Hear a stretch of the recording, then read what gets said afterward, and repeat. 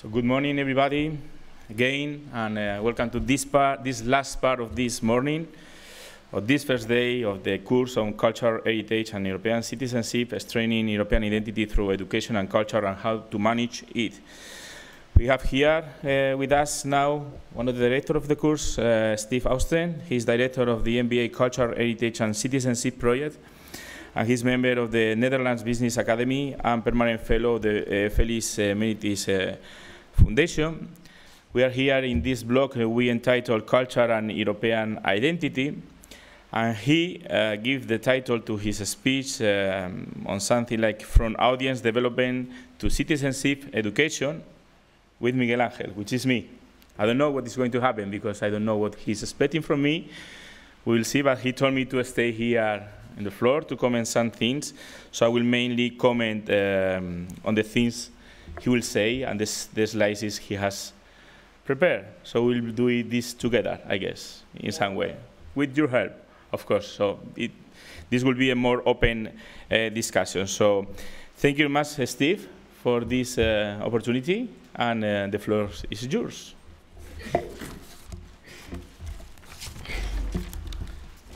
Here you have to pass the slides. It's here and here. Okay. We have planned just 30 minutes and 4 slides. And the idea was that after the start, the speech of Abraham de Zwaan, we should, before lunch, have a summary of the consequences of certain notions within the development of the European Union. Abraham underlined, but the consequences of rather fast changes within the opinions of the European Commission within less than 20 years' time, if they want to define their support for cultural expressions. And 20 years ago, you could opt for money, not only from the European Commission, but of course from your local and national government, to make more publicity for your cultural activity. That was very, very logical, because as we heard from Abraham, everything was more or less within the borders of the nation state. So within that construct, the cultural expressions were mainly parts of the attitude of the nation states to present themselves as interesting and even more interesting for the inhabitants of other nation states. So, to put it bluntly, cultural policy and the money spent for it was meant to serve the image of the nation state. So what you need is to make publicity. And not only Western Europe nation states did that, but of course also the Soviet Union. And there we in the West call the publicity of the Soviet Union propaganda. But of course, the nation states supported the same. This, at a certain moment, was not working anymore. And then came up a kind of awareness of the creative initiatives starting in the United Kingdom, where they don't have a Ministry of Culture, by the way. Their arts institutions started to say, listen, propaganda is not enough. We probably are reaching the same people all the time, but where is our connection with the citizens? And then they did find out we need marketing tools. So you saw on numerous universities, starting in United Kingdom, a department for arts management. And within that department for arts marketing. This has functioned in the sunny times of the Cold War. But these times are over. It's no longer entirely dark in Central and Eastern Europe, and it is no longer entirely sunny in the western part of Europe.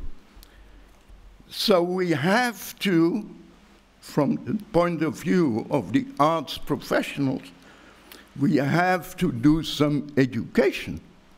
We have to educate the audience so that they finally do understand why what we are doing is so very, very important. There you saw, in plenty universities, departments for arts education. The arts management courses are vanished, but also the arts education departments. Where are we now? Now we have found out audience development. And that is a complex that allows art institutions to completely reform themselves, not as a one-sided, product-oriented institution. We do make an opera, and you have to come to see it, but we probably need to invent another way of communicate with our existing audience and new audiences. And in that period, the European Commission had the prosperous hand to have Miguel as president of a small committee where I did meet Miguel and see the result. This is fantastic. So now you have to explain what we invented in this strange committee, and then I will find it. So here is the surprise. Thank you very much, Steve. Well, I can prepare also a presentation like that, giving the floor to someone else. No, but I mean, Steve is right. I mean, things are changing in Europe, and in the last years, culture is having more and more, let's say, voice at European level. But I should say it's not thanks only to the work of the European institutions, but it's rather thanks to the work of the citizens themselves and the civil society. And that is where we go. As Steve says, there is this platform, the Access to Culture European platform. And just to explain you a little bit what the European Commission has different tools to develop culture, because as I said before in the previous presentation, we have a big problem in Europe. And for me, I think it's a big problem because culture is no a competence at European level. It remains a competence of local, regional, national level, which I think is also a big problem, especially because of the argument member states keep for that, no, to remain like a local, regional, or national policy, which is that, okay, Europe is very diverse, and if we give power to Europe on culture, we are going to lose that diversity. Well, maybe this is your thought, but look at the slogan of the European Union. It's united on diversity. So they are starting from the very beginning saying that we are not going to jeopardize the local, the national, or the regional culture. They are going to protect it. And in many examples we have from many different projects, European projects, we always see that the diversity of an identity and culture of the different states and regions is always kept. And they stick very well to this principle. So that is very important to bear in mind. That is just to start. But the problem is that culture is still a national policy and it's not anymore, or it's not yet a European policy. So we have to find different ways. We have to find different ways to overcome this big barrier. Okay, as I said before, we have been already talking a little bit about the switch on this, trying to become, to bring culture to the European field, like a real European culture, but it will be a way that will take months, no months, years, because first of all, it needs a big, strong movement from the civil society, from the street, the convincement of the member states, and also to change the treaties. And we know how difficult it is to change a constitution or a treaty. So, well, so far we had to do other things. And there we were working together with the European Commission to develop different platforms.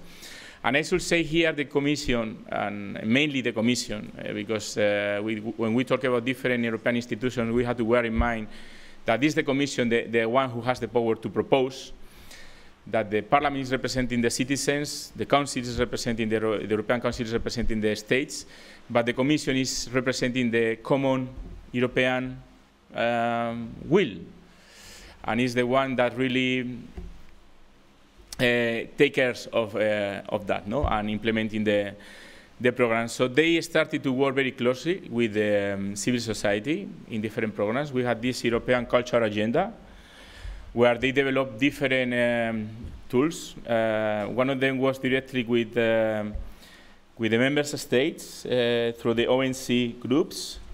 So they consult the member states to see how they work and which are the wishes on different topics to see how we can cooperate.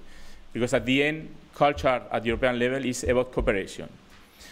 Well, they develop other programs. They have public consultations and so on to see what people think about different policies, how to implement them. They have some programs, very interesting programs, that also foster cooperation, like a Creative for Europe program, and we used to have the Culture 2007 and Culture 2000 programs. And they have other actions, like European Capitals of Culture, and now they had this program to European Cultural and Memory Label, which is also quite interested. But then they develop other things that are civil society platforms. And it's there where maybe Steve wanted me to go, but I had to contest it a little bit. And there we have a big opportunity, because it's the way that really civil societies, foundations, ONGs, networks can participate in this European process and give value to culture. Well, how does it work in Europe? Maybe some of you are aware of that, maybe not. But this is about networking. And Europe is about networking. So we have different topics and different, let's say, topics that are interesting for us. And in the cultural field, we had we had the music, we had the literature, we had the dancing, we have the artistic art.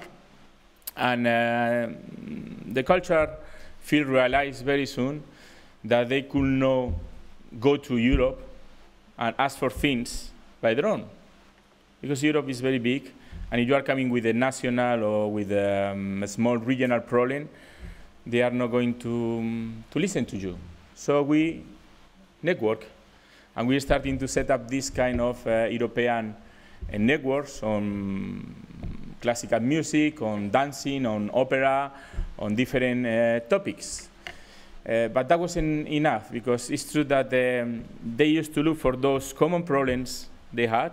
They used to go to the European Union, and then it was not that I'm coming from Spain, for instance, and I'm having this problem. No, I'm representing, like, I don't know, 100 cultural organizations in the field of music, which represent like 500 or 1,000 artists in Europe, or 5,000 artists in Europe.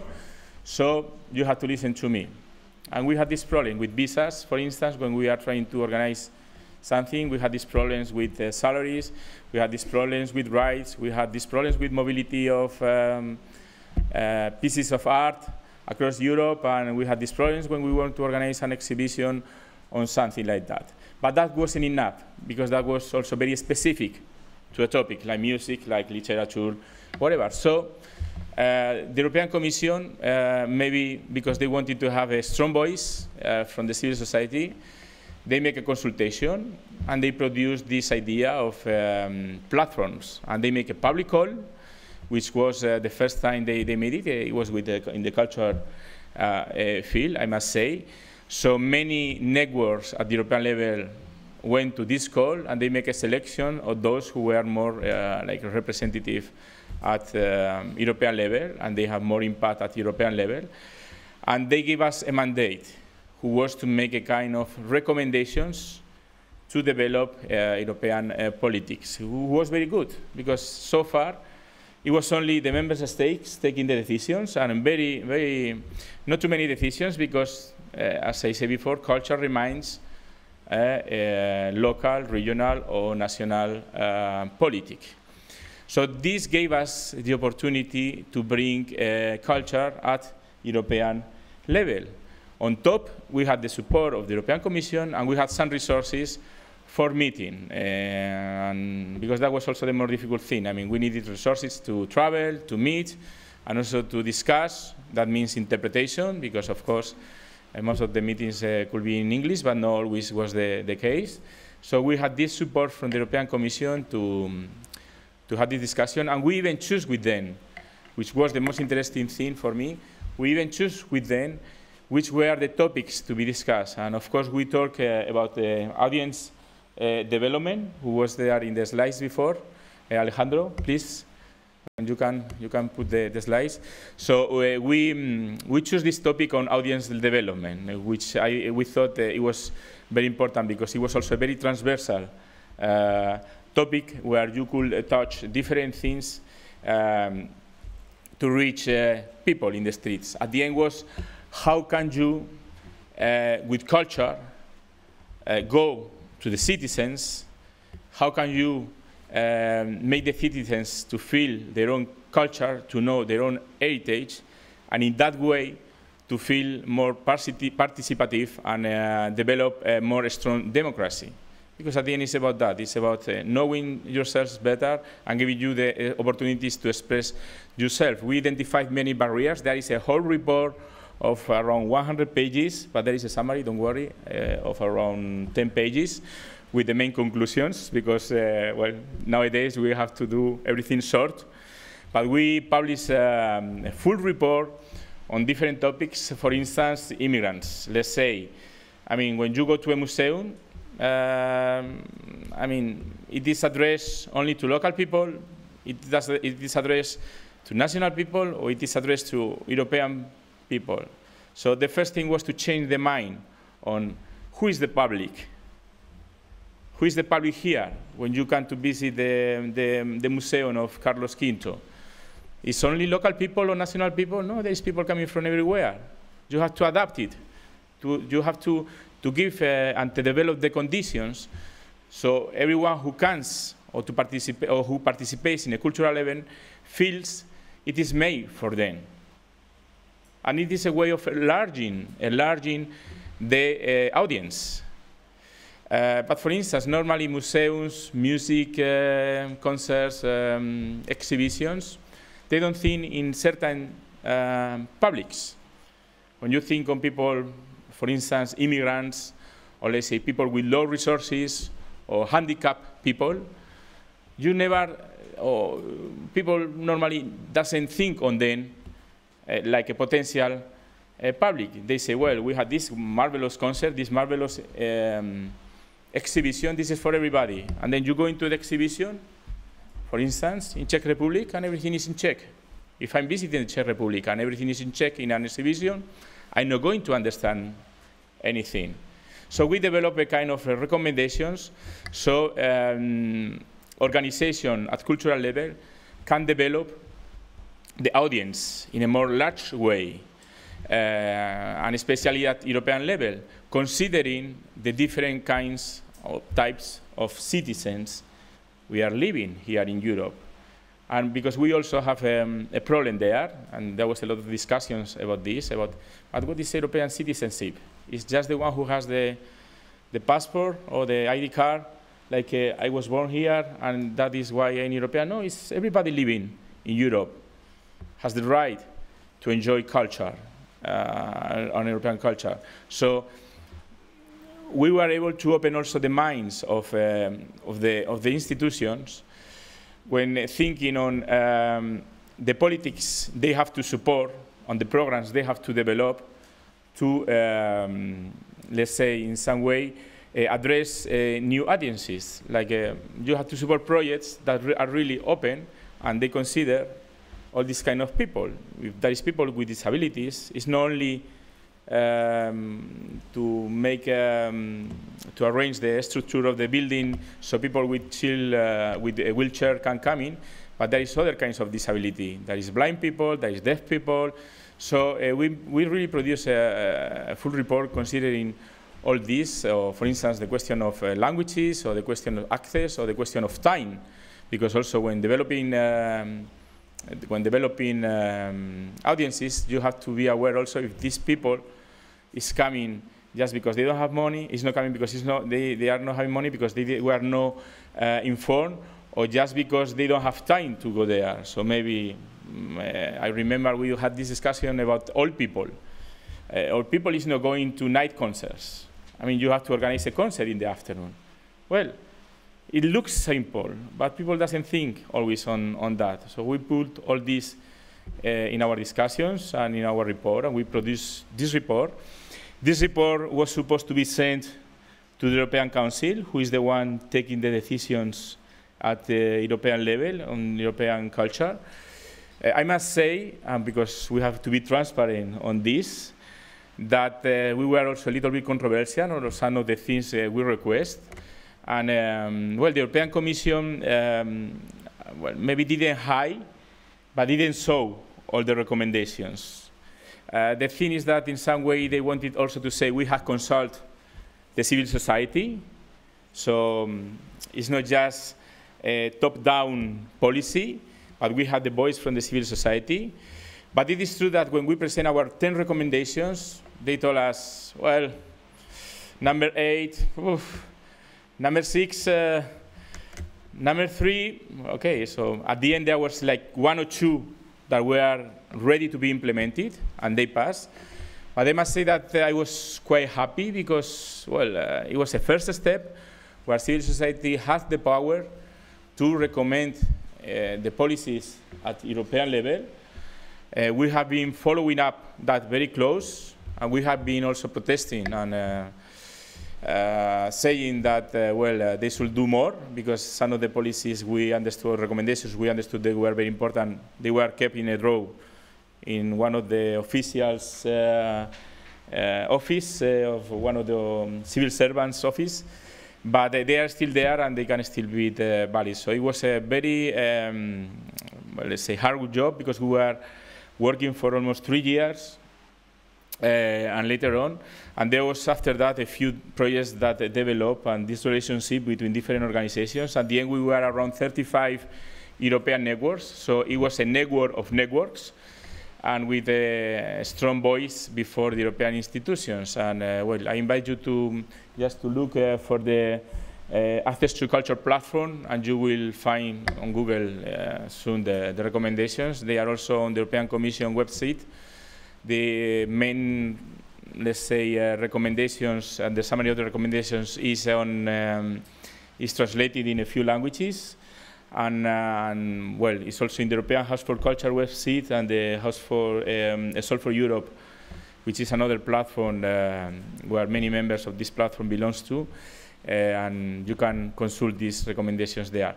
From there, this was a first experience, and there was many other platforms that were developed on the field of languages, on the field of multiculturalism, on the field of higher education.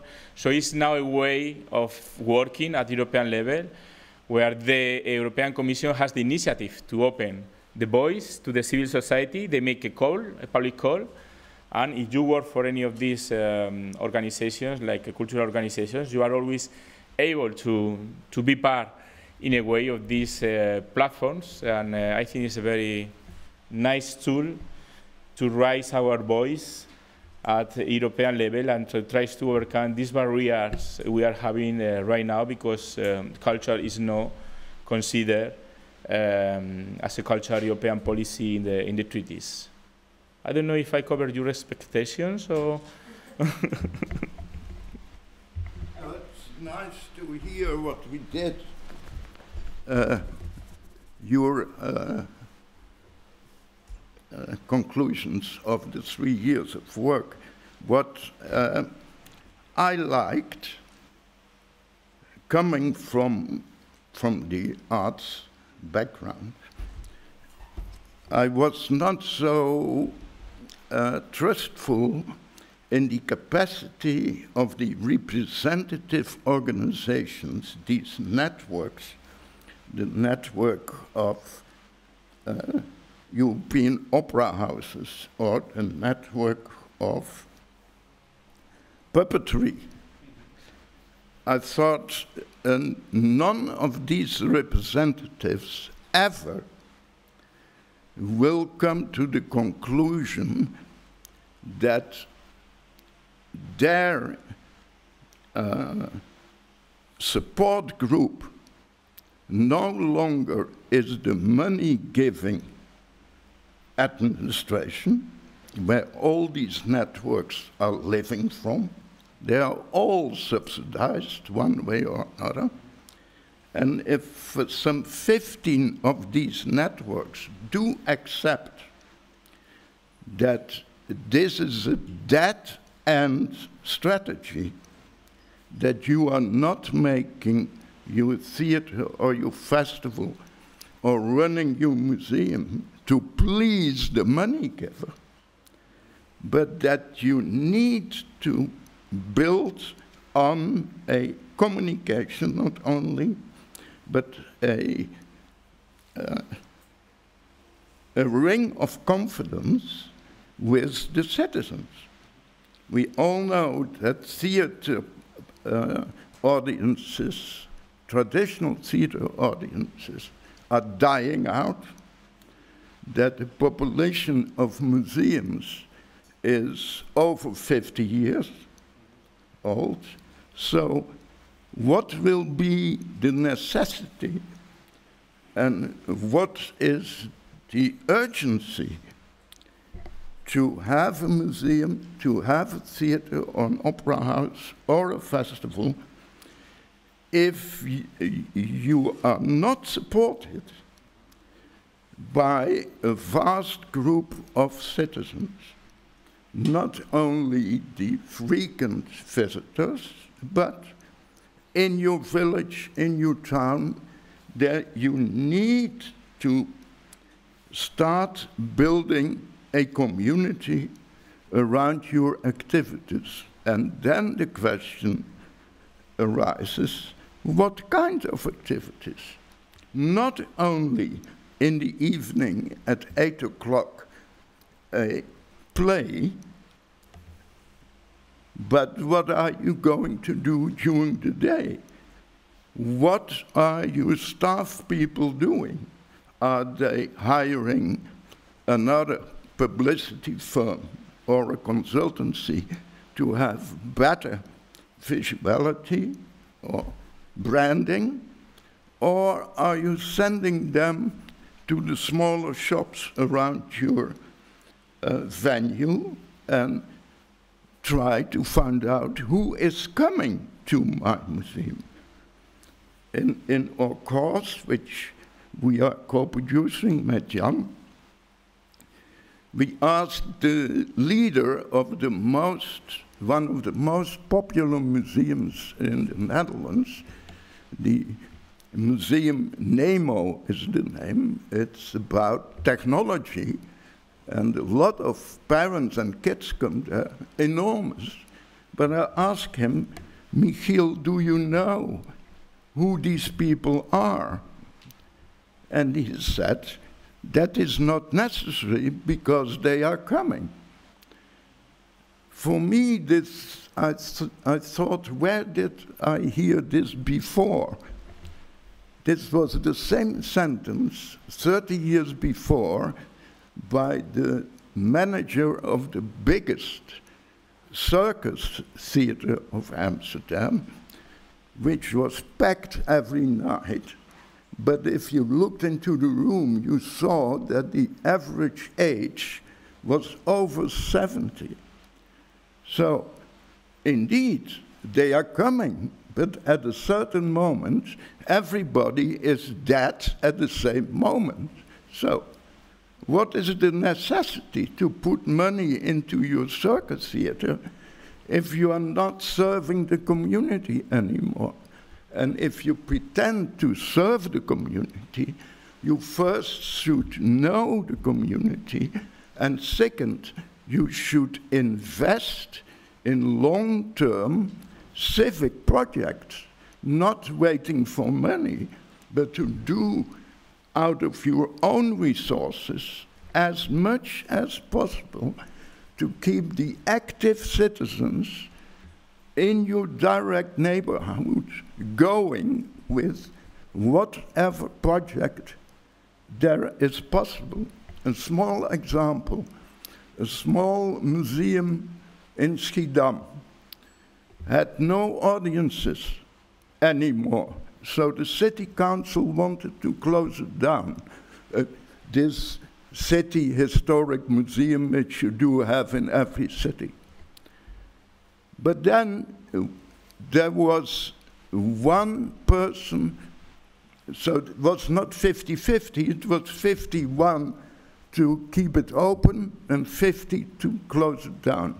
So they hired a new director, and what she did, she first opened the doors, changed the entrance hall in a kind of informal coffee shop, and spread the news that people of the community who have something to celebrate, that they should come and that the museum could find out what this celebration meant in cultural heritage local terms.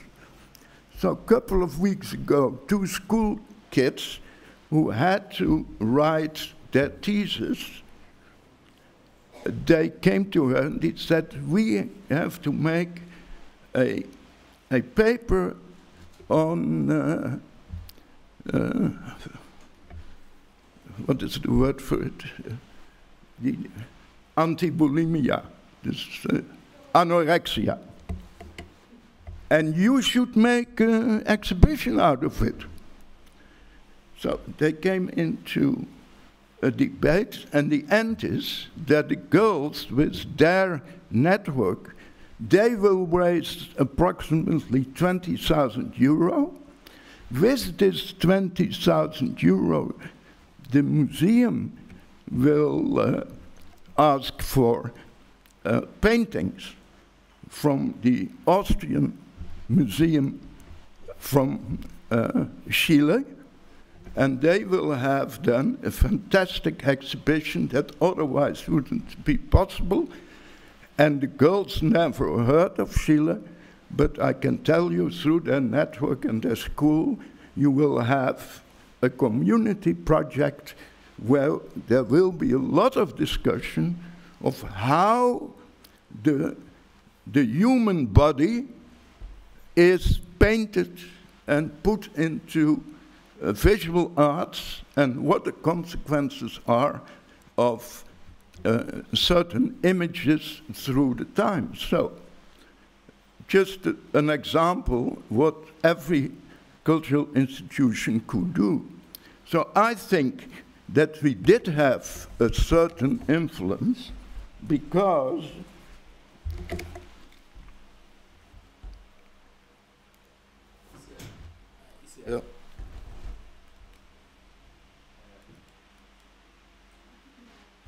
this is, and I go, this were a few things we did, but here, this is interesting.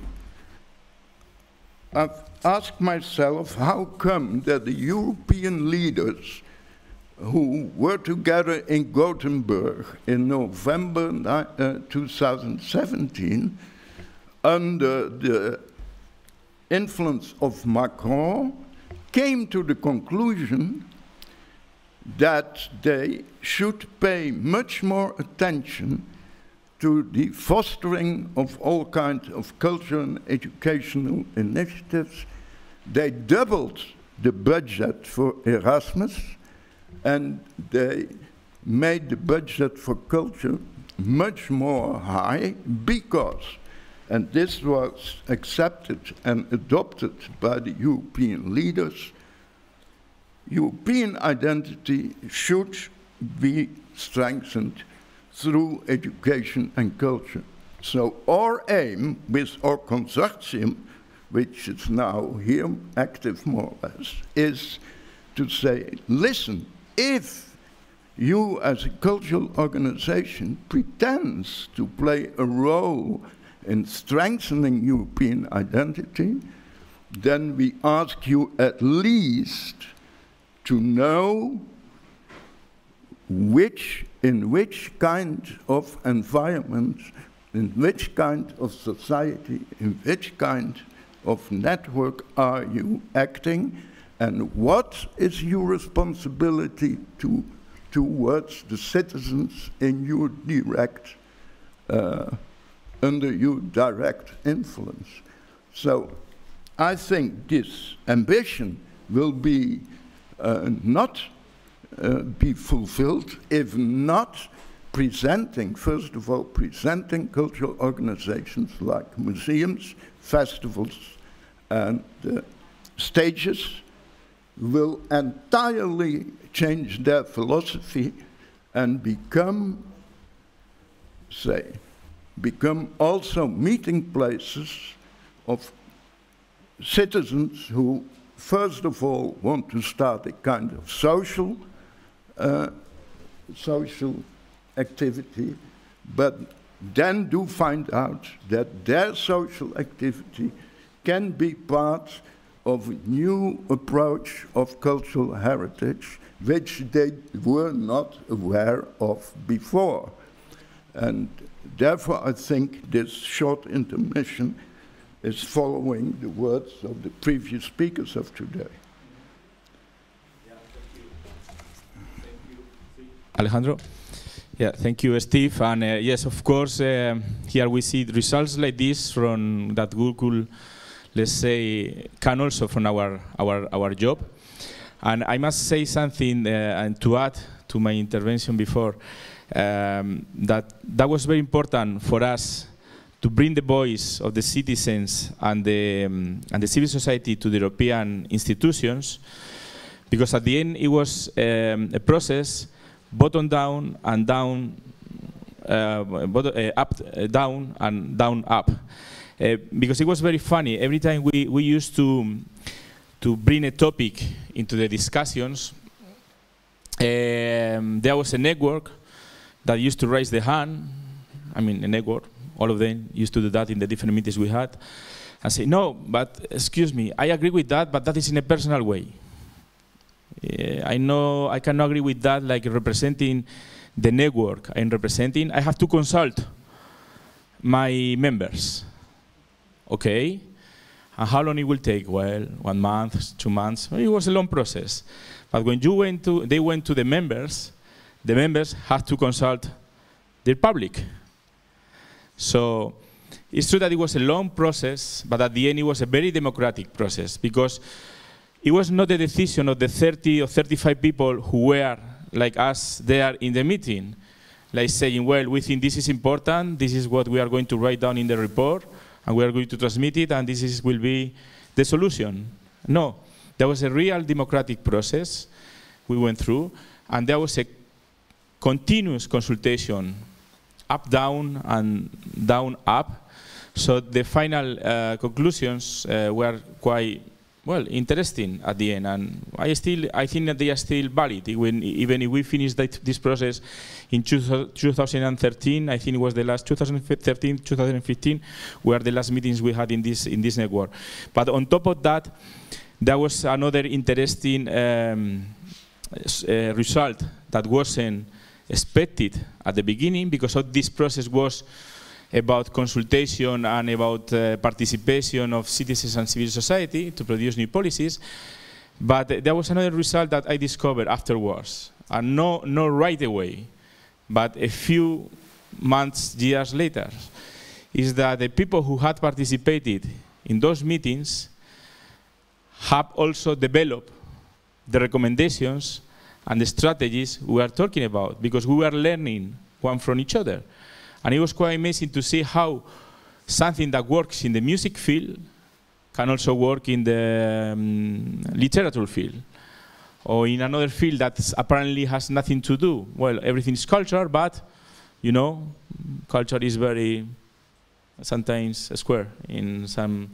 But so this also helped us to develop new, let's say, methodologies to get closer to citizens and to develop our own audiences, which is also, I think, quite interesting. And to adapt the professional cultural scene to the present time, because otherwise they take the risk that they are still working in an old-fashioned concept of society. In the meantime, society is changing every day. So if they are not including active citizens into all their activities, then their voice will not mean so much anymore. And here is the chance with this, say, goodwill, sign of goodwill of the Commission, to do your utmost for academic people and for professional people to show that the Commission can't reach the citizens. They know that now. And now they all look to the cultural sector to do their job. Okay, but then the cultural sector has to rethink about their responsibility in society. Yeah, of course. So, any questions or comments? Yeah, over there. Micro, please. Nuria, can you give him the micro, please?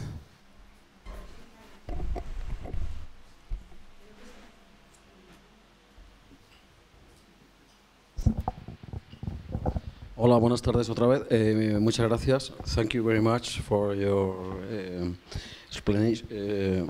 I would like to, my name is Miguel. I come from the university, but I'm a lawyer. So I teach laws. So about copyright, for example, is what I would like to talk about. Because the Treaty of Lisbon say that intellectual property is a fundamental right in Europe. That is from the Lisbon Agreement. And in Spain, as you say very well, Miguel Ángel, I know because in Spain we have the rector principle of economic and social. And that is the access to the culture is one obligation of the state. For example, the libraries, the public libraries, is an example how the government can do things about the access to the culture. That is one example, but we have to continue, and I agree with you and also with Mr. Macron, okay, other people who wants to remove all the obstacles to be a stronger sentiment or something like that about Europe. But I would like to know, as you say, it's very difficult to make a treaty. because normally the culture is for all the members, no? So it could be a good idea, I don't know, but to declare a fundamental right to the access to the culture, that means that the governments, also the European institutions, have to do something, have to move more. And that is what, in my opinion, the citizens want. They want to belong to Europe, but they want to know if the culture is also a meeting point. Thank you very much. Thank you very much. And I can say that I agree a lot with this statement, that maybe European Union, to be more specific, should do more. I can do more. Well, should do more, but I'm not sure they can do more. Why? Because Europe can do what we tell them and allow Europe to do. And that is the main problem right now. We talk about Europe like if it is an external institution that should do something for us. But Europe is you, is me, is our foundation, are all the civil society organizations working here, all the enterprises, the universities. We are all Europe. And Europe will be what we want Europe to be. And we have to bear that in mind. The decisions taken at European level are not taken by an institution that is an external institution, that has the power to impose us laws, directives, and regulations. So, no. The ones taking the decisions are our heads of state, or presidents, or ministers from our countries. And that is also one of the major problems when we talk about the European identity. I mean, European identity is there because it's you who is taking the decisions, because it's someone you vote who is representing you there. So we can go as far as we want, but we had to claim, and we had to call our politicians for that. I mean, if the whole society and the whole cultural sector starts to move to say we want culture in the treaties and we want culture to be an European policy, it will happen. It will take time, for sure, but it will happen. But it's our responsibility to do that. Because we always tend to say, well, no, Europe has to solve this, Europe has to do that, Europe doesn't do anything about immigration. Europe, no, it's not true. It's not true at all. They do what they can do. Because the ones who are doing that is us. We have to bear that in mind. Maybe the message is not still the right one, but I say that in every conference, seminar, for when I participate. I mean, don't talk about Europe anymore like if it is an external organization. It's our task, our role, our responsibility to change the thing. We can. I mean, I don't want to be... Yes, we can. Oh, no, this... anyway, yes, 1992, the Treaty of Maastricht. Two more important things, two main things. First, it was the start of the European Union, but it was also the introduction of the so-called subsidiarity principle. That means that certain areas which were meant to be economic areas are special areas, and these are culture and education, and they stay under the authority of the member states. This is still the case. If you want to start a library in Spain, the Spanish government decides, or Dutch government in the Netherlands. This goes for the whole professional cultural sector, the whole educational sector. One of the consequences is that it is extremely hard for us as this academic program to develop a joint credit point system. We have to take it together, no problem, because the local and regional and national cultural authority now is responsible, and they feel it like that, to be of more impact to the citizens, completely apart from their cultural policy. But every city government, city council, village council is suffering from connections with the local community. So there is a chance for the local cultural sector to redefine their existence in this community. That is one. And secondly, the European Union, who is the author of all these slogans, is pushing the member states to work together.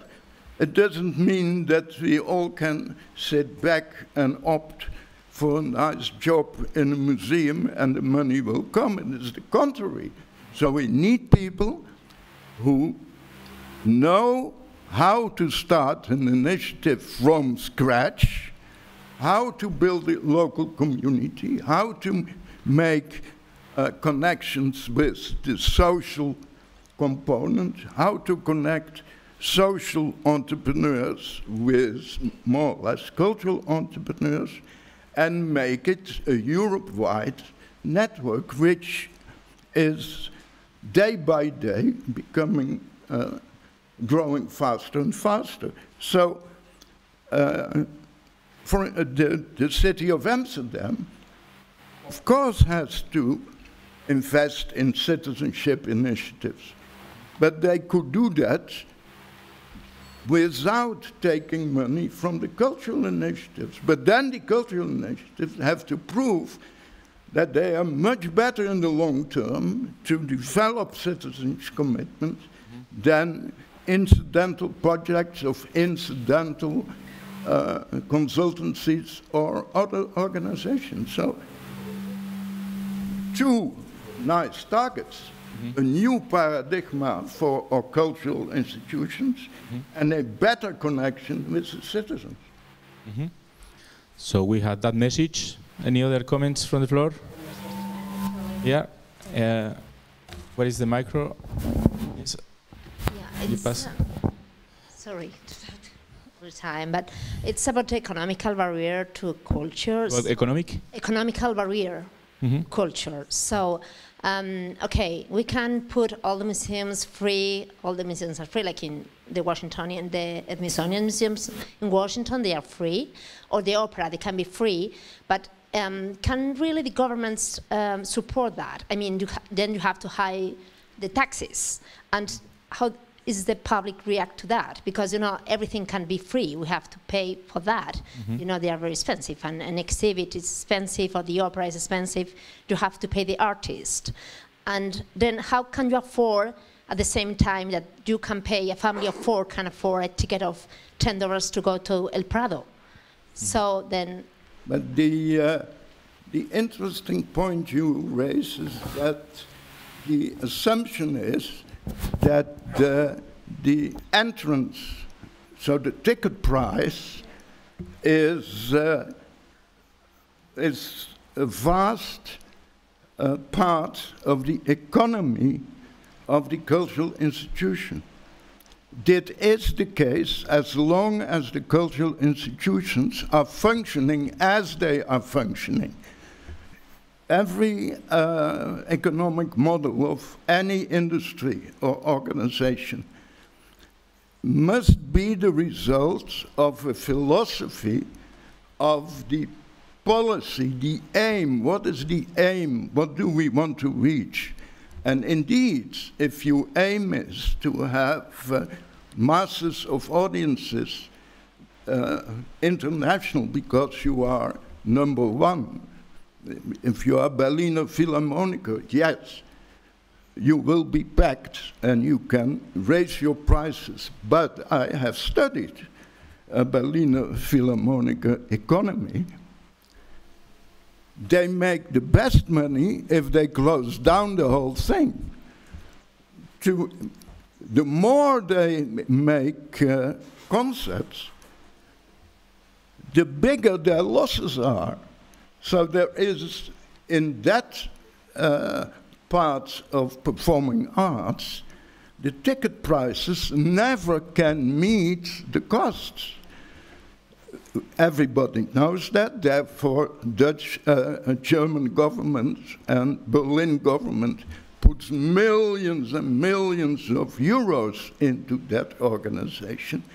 But if they really want to make it for free, then there must be an extremely good reason, because then they have to perform permanently every night, and there will be waiting list for years. So that is something else than we are advising cultural organizations, museums, who are suffering from another phenomena, which is they are locally based, they are subsidized by the local council, there are living 100,000 inhabitants or 200,000, and nobody is younger than 50. So there you could think about another economic model. And the moment you do so, of course, you have to invest in finding new alliances in this area, in this society, which want to make an alliance with you for their particular reasons, and then your network of people investing in the local community, including you, can raise your funds, can raise your awareness, and can give you a voice. Why not a voice in the local newspaper on burning issues? This particular example from Schiedam, very small town, the new director had 100,000 euro for buying artifacts and making exhibitions. In 2 years' time, through their networking in the regions, she could spend 1 million euro. So not subsidy, certain exhibitions are free. So it is possible, but therefore our cause includes the management aspect. Certain people ask me, why is that necessary? For that reason. If you don't understand the economics of the Berliner Philharmonie, then you don't understand the economics of a small history museum. But economics are there, the knowledge of business studies is there to enable you to use your fantasy based on another economic model. And that is what we, without forgetting about the rules of the game, but you can play much more games with these rules than people think. Yeah, and just to add something else, I'm very sorry because we are already finished with the time. No, it's not your fault, it's ours, it's because we talk a lot.